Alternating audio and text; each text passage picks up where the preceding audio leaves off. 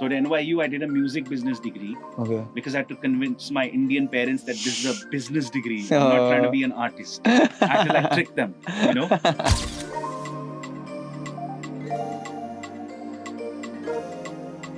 My grandmother used to collect vinyl. Oh wow. But I remember the cover.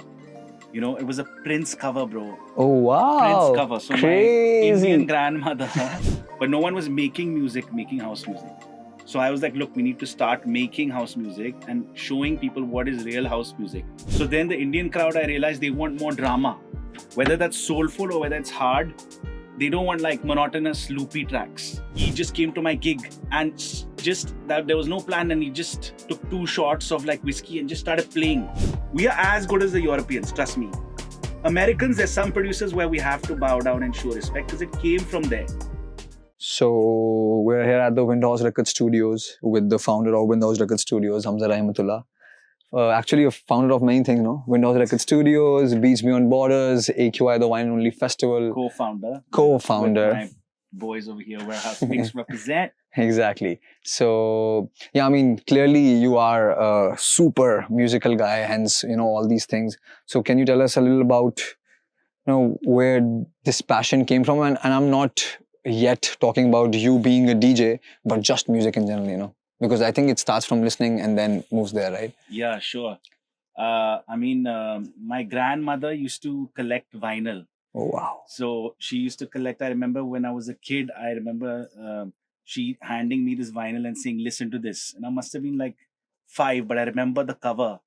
You know, it was a Prince cover, bro. Oh, wow. Prince cover. So Crazy. My Indian grandmother made me listen to that. And then she would collect Western classical and Indian classical. So she was my major music influence. Because of her, she bought my first guitar, then she bought a tabla set. And then I had another uncle who bought me my first drum set. So my brother and me would jam in our room. And so I would play the guitar and my brother would play drums, but I also learned how to play drums. And then we'd jam. And at that time, it was like MTV had just started in India. So it was so exciting because suddenly there was all these crazy bands, there was hip hop, there was all types of music. And I really liked the punk rock stuff. And I like Nirvana and Smashing Pumpkins. I like that. So we would try to play music like that with distortion guitars and other stuff. Smells like a teen spirit. Exactly. And jump on the sofa and just destroy the couch, you know. Full rebel mode, man. That's crazy, bro. Exactly. But then when I went to the States to study, I thought that I was really excited to join a band. So in my head, I visualized that I'll join like a, you know, a rock band, a punk rock band, whatever, you know. But then when I went there, nobody was listening to rock music, or they were not listening. What year is this again? When did you go to States? This was in 1999. Okay. So all the college kids, they were listening to these jam bands like Fish, and they are inspired by Grateful Dead, right? And these are bands that go into like 20-minute solos, and they go into rock, jazz, funk, everything you can think of, psychedelic rock, everything, you know. And then they were also, a lot of these college kids in America would play funk music. So suddenly when I heard funk music, I like converted. It was like a conversion that happened because I discovered African-American music and like funk. And I was like, yo, like this rock thing is just not doing it for me anymore.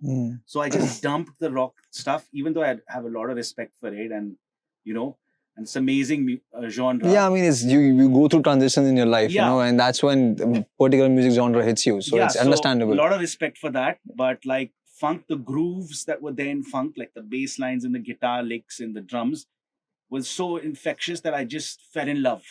And I realized this is my thing. Like I like funk, I like jazz, I like soul, I like stuff like this. So it went from discovery of that and jamming with like college kids. You know, I went to university in Boston, outside Boston. So we jammed together, learned those chords. So that was my first year of college. And second year, I discovered Chemical Brothers. Okay. Which was like, okay, like they would take rock music and some funk stuff and they made it electronic. So that blew my mind, you know. And then suddenly it was like, oh, now you can not just jam with a band, but you can like program stuff and use electronic music, right? So it went from that. Then I discovered like electronic music, like progressive house. At that time, we had Paul Oakenfold. He was a huge DJ that influenced many people, and all the college kids used to go and listen to him. And there were these global underground series, which are these compilations where like Lee Burridge and like big DJs that I discovered, Deep Dish. Oh, I don't know And any of these Deep Dish names, is bro. like Dubfire, Ali Dubfire, Okay. and so I discovered all these. It was like progressive house was massive. That was the main genre of the time. John Digweed, Sasha, like all those kind of guys. So I discovered that, and then I finished my undergrad and moved to New York. But then I discovered two things. So one was in New York. I discovered Louis Vega, and I discovered Joe Clausel, Louis Vega, and all the New York soulful Latin sound. Now we're talking, bro. Yeah. So then that blew my mind because I was like this electronic, like funk to electronic. Then suddenly I heard Louis Vega, and I'm like, how is this sounding so real? Like there's so many real music elements. There's no way this guy's programming this. And then I realized, wow, this guy's programming and inviting all the best musicians. And that blew my mind because No, wait, sorry. Programming like a like venue? use drum machines. They Okay. program the drums, on the machines, and then they use synthesizers and keyboards for bass lines, and then invite musicians to sing or Okay, play got it. percussion. So it was like Sweet. the process was electronic plus organic, and that's why it sounded so rich. So then I realized that, okay, this is awesome. This is the way forward. At least for me, I felt like that was the best way, and I got addicted, man. And I just like wanted to make music. And but at the same time, I also felt like, okay, this is great what these guys are doing in America. But I also realized that like if they can do that with their culture, then we're sitting in India and we have such a rich cultural heritage. We should explore our own culture. So that's why I started Windhorse. Okay. But, No, but okay, sorry, I'm going to cut you. Yeah. But like in the US, you said, so you Yeah. started DJing because you were getting so inspired by all of these guys. Yeah. So did you start DJing there? Or like you had to come back to India and wait, like what was that trajectory? So in Boston, I studied economics for my undergrad. Okay. But in Boston, I discovered this electronic beat machine and all these artists and genres. So then I decided I want to explore music. So at NYU, I did a music business degree. Okay. Because I had to convince my Indian parents that this is a business degree. I'm not trying to be an artist. I had to like trick them, So they were like, okay, business, okay, you can do it. Yeah, musician, no, But then when I did the business degree, I basically did it because I wanted to be a musician and a producer and all of that. That's smart. And in New York, after my 2-year master's, I had 1 year, which is like, they give you 1 year to just work and gain experience. And in my 3rd year, that's where I had a residency in the East Village. And so I'd play on vinyl for 6 hours every Friday for 6 months. Cool. So that was basically, that's how the DJing thing started for you. Exactly. Interesting. And then I moved back to India and started Windhorse Records. Okay. The label. And this is all vinyls, like no digital has kicked in yet, or like 2006 was when I came back to India, and Beatport just started around 2005 and 6. Okay. So out of my 6-hour set, only like 3-4 tracks would be from Beatport, and the rest would all be vinyl because there were tracks that were not on vinyl. So that's why I would play them, because if I liked a track and it's not on vinyl, I would still want to play it. Yeah, fair. So New York, you were playing just vinyls, and then you came to Delhi, India. Yeah. And what was the scene like here? Like, were you excited? Were you looking forward to it? Were you like, okay, fuck it, this is not my jam. Maybe to play, I'll have to go back to the States. Like, what was your thought process? I mean, my thought process, there were 2-3 people. I had a residency in Sundar Nagar at this place called Bachi, which was the happening spot. And it was a great vibe. I'm sorry, what year is this? This is in 2007. Okay. And so I met Iggy there. He would play a tech house night, and proper London tech house, not like real tech house. Gideon Jackson, Terry Francis. Whoever knows tech house knows that the pioneers of tech house. He played the legit sound. And that was cool. Then I met like Jayant, who would play like more psychedelic, techno-ish kind of sound. Jayant is the guy who's in Dubai now? No, Jayant is like, used to work with Medieval Pandits. Oh, that's Jayesh, okay. I mean, they're all close friends. Okay. And then Jalebi Cartel I met. Okay. And like Medieval Pandits and all those guys. But like I clearly knew that they have their own thing, but nobody understands house music. But I kind of realized that like there were other people doing, like Nikhil Chinappa was just doing Sunburn promoting parties in Bangalore, but no one was making music, making house music. So I was like, look, we need to start making house music and showing people what is real house music. And so like I was like, look, I don't care what other people are doing. And because I saw what happened in New York and London and all these cities, we had such amazing experiences, I said, I'm just going to do my thing and educate them. And like I'm not going to copy anyone, I'll just do what I feel they should hear. Yeah, you're not going to do whatever is popping right now, basically. Even if Yeah. it's a newer sound, city does not know about it, you still want to do your thing, even if that means only 5 or 10 or 15 people coming to your gigs. Like, it doesn't matter, basically, Yeah. right? Fair. Yeah. But it was very interesting because my first DJ gigs, I noticed they loved all the soulful Afro stuff with a lot of percussion and musician solos, musicianship, Mm-hmm. like very organic sounding. They didn't really vibe with the minimally stuff, because it was a bit repetitive and they didn't really get that. Or they like the harder stuff with build-ups. So then the Indian crowd, I realized they want more drama. Whether that's soulful or whether it's hard, they don't want like monotonous, loopy tracks.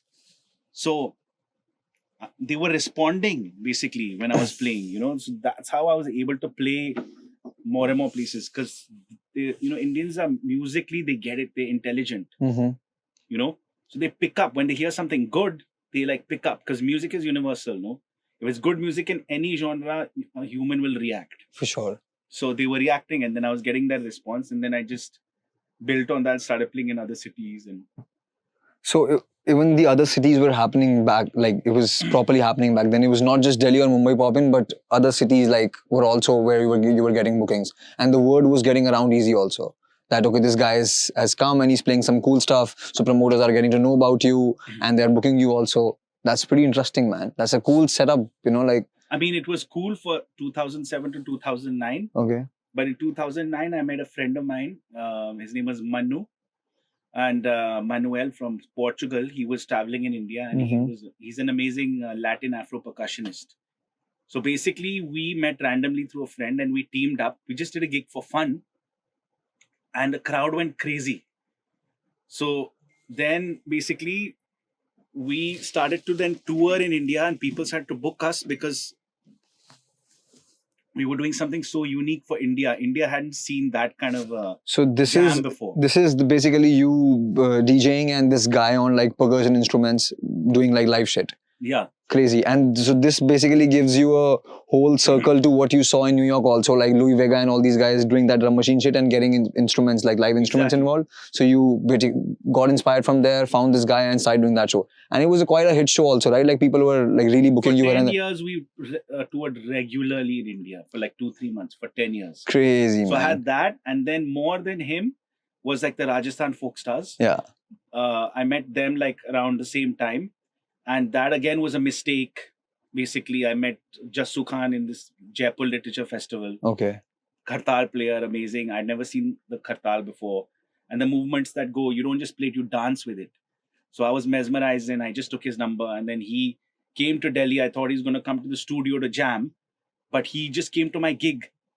And just that there was no plan. And he just took 2 shots of like whiskey and just started playing. Oh. And I'm like, why is this guy like drinking? Who told him he can drink? He just like, and he started playing Khartal and just people just went nuts. So basically, it was these 2 shows, my show with the Rajasthan Folkstars and my show with Manu, that basically set me in a different category. Okay. Where I didn't have to like compete with anyone or like get categorized along with anyone because we were doing something so unique that it was just its own thing. No, but what's the difference between like when you did the show with Manu and the Rajasthani, like what's the time duration between both the shows being produced? Like you said you did that for 10 years and Rajasthani folk already was happening at that time?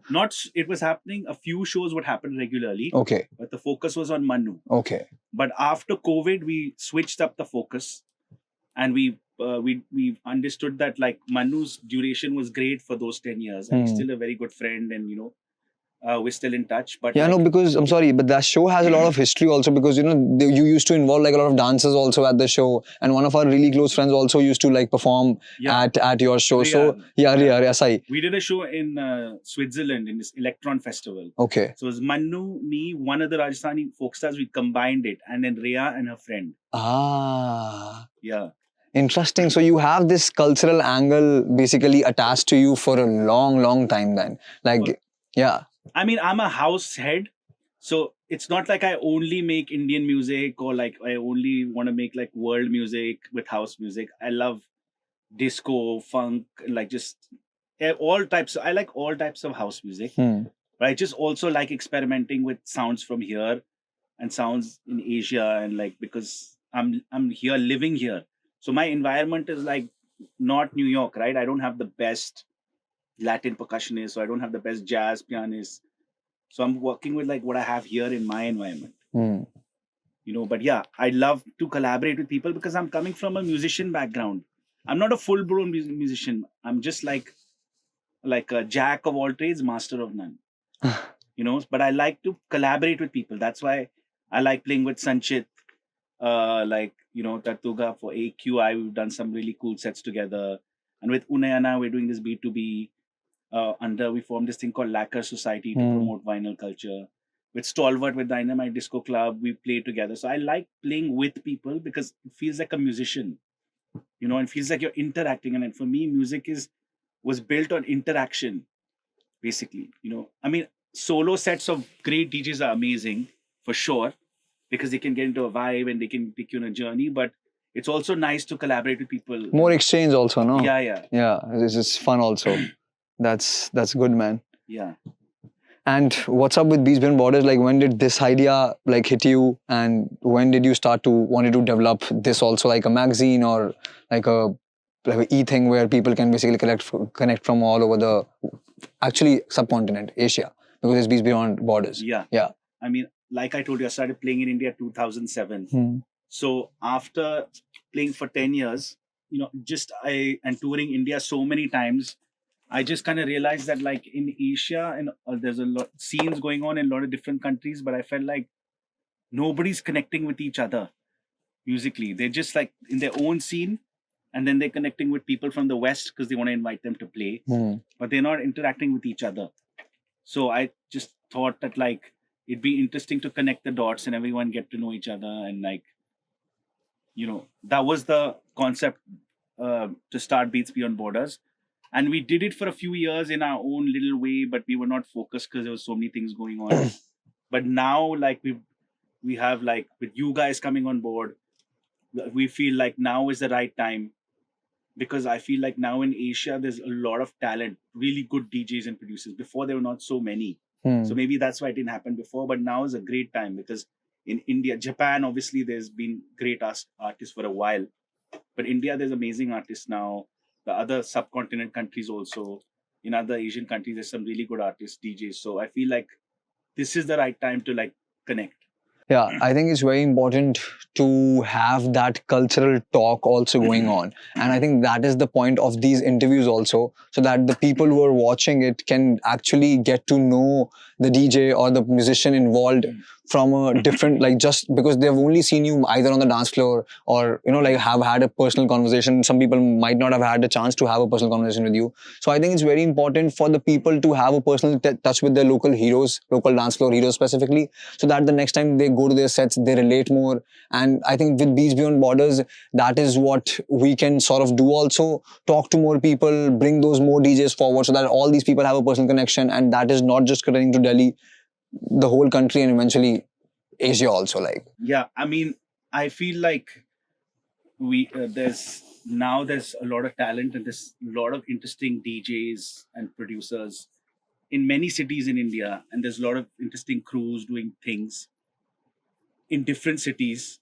So and I feel like between us, because we've traveled the world and we kind of have an idea, and obviously we're always learning more, but like we kind of have our pulse, a finger on the pulse. yeah. So we keep meeting so many people, and it's our duty to kind of give back to the community 100%. and at least educate people, because like I feel like in India the issue is that because of colonization,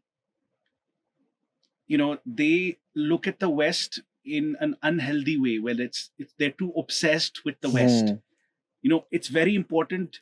The Western contribution to culture over the last 100 years has been huge, and it's very important to learn from them, because there's certain genres which they've mastered. Like house music comes from America, so all our heroes are from the America and some from Europe, Hmm. and it's very important to interact with them and show them our love and respect, and invite them. But in India, they do it in a way which is not healthy. It's just an over obsession, I get where it. they kind of forget about the local artists, and then all these people are trying to bring so many artists, and they think that by inviting all these Western artists, they're putting India on the map, and it's great to bring all these Western artists and get exposure and build India as a hub for music. But what about putting Indian artists out there? Like when True. Europe came on the map with house music, it was because they started making great music and sending the records back to America, where the American producers were like, whoa, look at this stuff, it's being made in Europe. These European guys are gangster. They're killing it. Look at the tunes. Wow. In India, that's there's a lot of talent now and people are making great music, but we need to talk about that. We need to let people know that we are world class as well, Hmm. because we've been doing this for 20 years now. It's not 5 years, not 10 years, not 15 years. In India, they've been making electronic music for 20. And if you go to Psytrance, way longer than that. Yeah. But house and techno for 20 years plus. So it's a different scene now, we've reached a great level. So we need to talk about that. And I'm sure in other Asian countries, it's the same thing. Barring Japan. Japan has been in the game for ages. Japan, they're Sensei. they're different, Yeah. because they've been doing it, with the Americans, much soon before us. Yeah. But the Asian countries are catching up now. So whoever's doing a great job, whether you're a DJ or producer, we should talk about them no matter which Asian country they're from. Hmm. We should let people know. No, but I think you said it very nicely that, we as a country, because of colonization or whatever, we are overly obsessed with the whole West thing, which is great because everything eventually came from there, and we need to sort of, have a inspiration, but that should only be up till inspiration.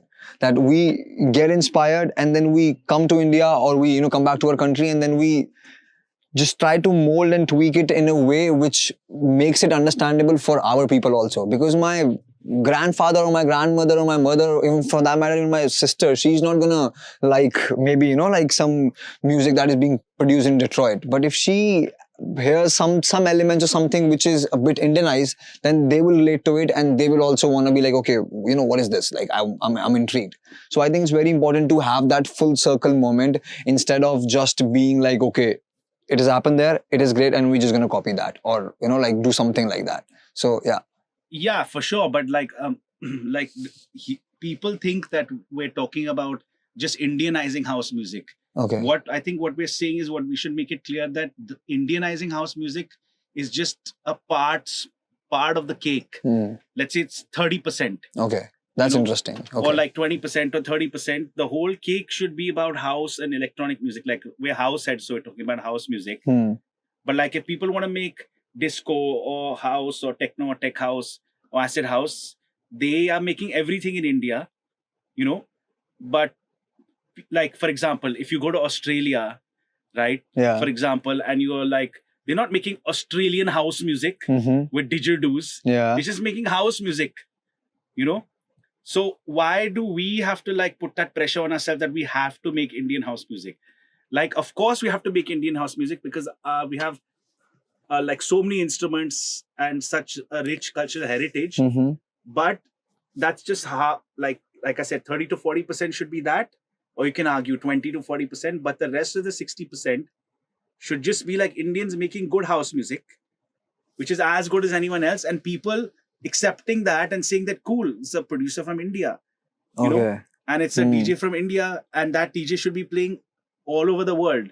Similarly, another Asian country, that Asian DJ should be playing everywhere. If it's a DJ from Thailand, you're not going to say, listen, Thai house music and be yo, I'm only going to listen because that guy is making Thai house music, So they put that extra pressure on us because of our Mhm. culture, and it should be a more free thing that yes, we are going to end up making Indian house music because that's our environment, but we're not only good at that. We're good at Indian house music or Indo house, whatever you want to call it.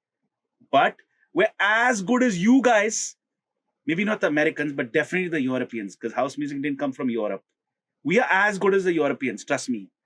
Americans, there's some producers where we have to bow down and show respect because it came from there. But today, the Europeans can't tell us anything. Okay. Basically, because like it's not their genre. Basically, and some of our producers are as good as European house music producers. You know, if an American tells us, like if Joe Clazel or Louis Vega tell us or some legendary guy, we have to shut the hell up and listen. But nobody else can give a lecture to us on house and techno now.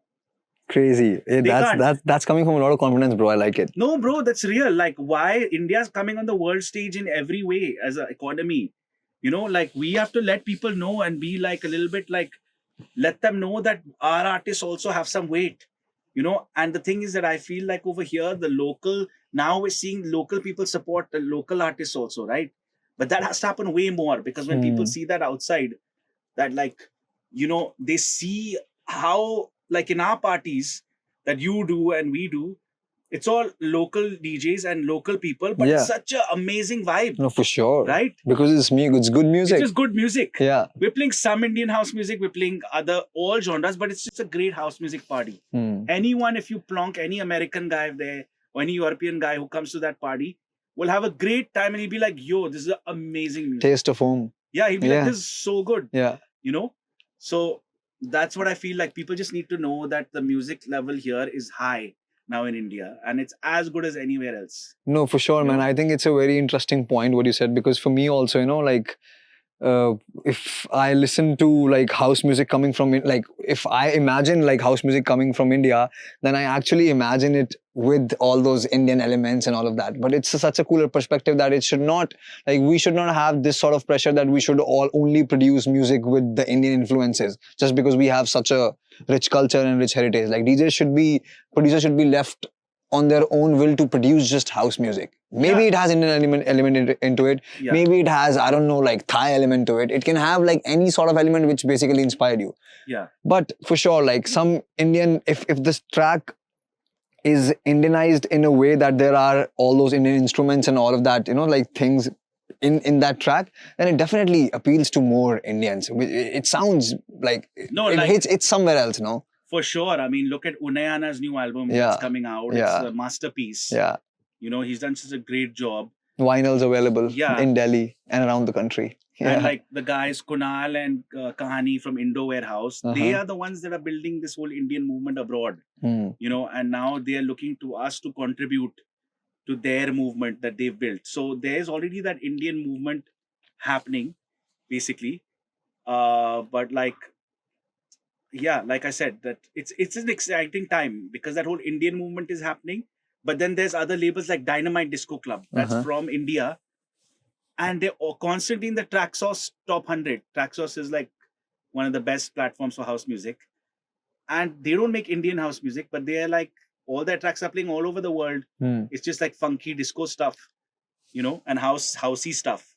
So there's everything's going on, like, and that's exciting.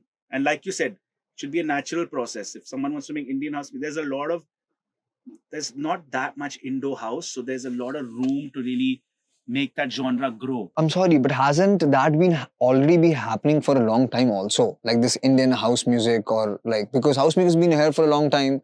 House music has been here in India for a long time. People have been producing music in India for a long time. Yeah. So that thing's also been there, right? Like, I mean, I think recently not so much content was produced in house music. I think there was a lot of drum and bass that they did in the UK, you know, Talvin Singh and all those guys. It started from him. He started this whole electronic thing, then Nitin Sani, Medieval Pundits, and then it went to techno and house. Right? So a lot of the content, that Indianized content, was like drum and bassy and other kind of chill out stuff.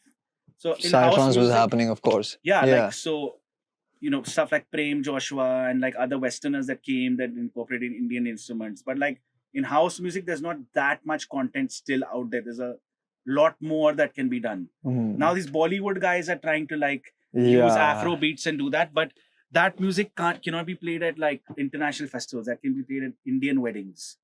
You know, they don't make it in such a way where you can play it in an international festival. Like I'm Hmm. talking about making house music in such a way with Indian elements, like how they make Latin house and some OG Afro house, where you can play it in like any house music setting. Hmm.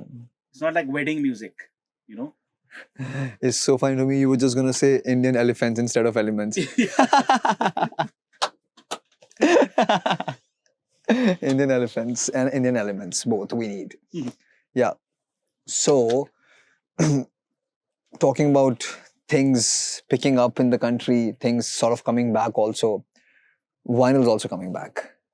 So, what do you think about that? It's been very, like, we saw Unaina also, pressed his album again, and there has been I mean, we are comparatively very new to the scene, so for us, we don't know, but you have been here in this journey for a long time, so you probably must have seen that vinyls going up and then it going down and then again slowly basically it picking up again. So what do you Yeah. think about that? I mean, when I came back here in 2007, it was because Beatport was just starting. Okay. So the vinyl culture like Oh, went that's the reference for Beatport, because Beatport gives out like digital track. digital, yeah. Yeah, fair. And then a lot of Okay. people made it such great music that was not available on vinyl but on digital. So DJ said, "Look, I don't care. I just want great music." Hmm. Right? And so 2007 till like COVID, there was no vinyl culture in India. Very little. There were just old tracks that people would connect, all sorts of genres. Post COVID, what happened? Like, I mean, what we did in AQI, and similarly, there were other people that were doing things like, Promote Sippy, like Iggy, and other people. Obviously, Unayana, and there's, if I'm not mentioning any other crew, I apologize, but there were quite a bunch of people that just at the same time started doing vinyl, like J Drive, and then recently in the last 2 3 years, this whole explosion of the vinyl scene in India is awesome, because I know there's a 14% increase in sales of vinyl worldwide, but what's happening in India is really cool, because so many people are getting into vinyl, and there's vinyl stores, like 6 vinyl stores in Delhi. Vinyl stores, vinyl bars. Yeah, vinyl bars. I was just telling you, our friends have started to buy turntables and just like play for listening purposes. Yeah. Our DOP also, he has a turntable and a listening table. So like it's good that Awesome. culture is sort of building. It's awesome. Yeah. It's awesome. Because that culture, I mean, the digital culture has its advantages when you play. There's a lot more technology. You can do a lot of cool things. But like the vinyl thing is like, in terms of sound and the kind of music that's released, it's awesome because there's such great quality music that gets released. Mm. And now people get to hear that. And that too, now analog mixers are getting famous in India. Because all this is new to India, right? It's not like Japan where they make this stuff. Like India's just learning about all this now. So it's so exciting because all this culture is coming to India now. And it's such a good spot for us to be in, because how we see movies and documentaries about all this thing which has happened in the West, and I feel like, okay, fuck, maybe I wish I would have born in that time. But if I was born in that time in India, I would not have any access to any of that shit. It's now when all of these things are becoming really popular amongst people and people are sort of appreciating it, so we are really sitting on the forefront watching it all and being part of this journey, which is such a great and exciting position to be in. And that's what happened with AQI also with us, no? That we were there trying to do, we were just here listening to some records and we were like, okay, fuck, we want to do a party for our friends because they need to listen to these records. Yeah. And bam, we did AQI, 100 people started to come, we started to do it for like 2 days. So all this freshness, I think it's not just only felt by us, but it's a feedback that I have gotten from a lot of people who have come attend our parties or our festivals, that it gives a taste of home from back in the days, because for people it's new. Yeah. Like for our people, they've not seen it. Yeah. And now when they're seeing it in its truest element, and it's just making everyone go like, what the hell? This is so cool. So Yeah, we're in a good place. Very good place. We're in a great place. And thanks to AQI, I think AQI really set the tone for all this. Like we were just screwing around, like you said, playing records in the studio. Yeah. And then when we just decided to do it for our friends, I don't think we would have imagined that it would have become No, for like sure, a, man. Yeah. a thing where it influenced people to get into the vinyl culture. Yeah. And Giles Peterson will also come, like, what the fuck? Exactly, you Yeah. had him Yeah. coming, and Yeah. and so like it had a huge influence on like pushing the vinyl culture, like in Delhi and from Delhi to all the Indian cities. You know, Yeah. so it's mad that, like, to think, I mean, as I said, there were other people doing similar things, but like I think EQI just blasted this whole culture. It had at least a important role to play, a Hmm. significant role to play. So, and we were just having fun, right? We were like, we didn't have a plan in mind. Yeah. So now it's great that this vinyl culture is now here, and we have to keep building on it. And now I feel the with Uneana's release, and like I'm putting some stuff out on vinyl, and other Indian producers also are looking at this platform. And with all these vinyl stores in India, the nice ecosystem is being built. And it's going to be very exciting because once these records that we are making here start to be exported to other countries, it's going to be cool. Like it's Yeah. going to be like they get to hear what we are doing, and on the highest, quality, like analog quality. So it's quite exciting. And for that matter, even if our people started to buy all these producers' records, then it's gonna, our producers also gonna. It's gonna be a much better ecosystem for more producers to come in, because it will be a legitimate. I mean, it still is a legitimate job, but if this physical copy selling of copies and all that thing also basically runs up, it's gonna be great for the whole dance music economy in general. Yeah, for sure. I mean, this we need to push as much as we can. I know some people might be listening and thinking, whatever, this is like the numbers will still be small. But again, like it's like this vinyl thing is giving us so much energy, and we're Yeah. just taking that energy and putting it out. So I'm sure whatever's gonna, it's already whatever's happening is way beyond our expectation. So I don't think we have like a benchmark we need to hit. It's way beyond already. Hmm. So we just have to see where and just enjoy the show. We've already pressed the button. Crazy. I think we should end it here, bro. Yeah. It's such a good note to end also. What do you think, Arvind Bugga? Yeah? Yeah. Yeah? All right. Yeah, bro.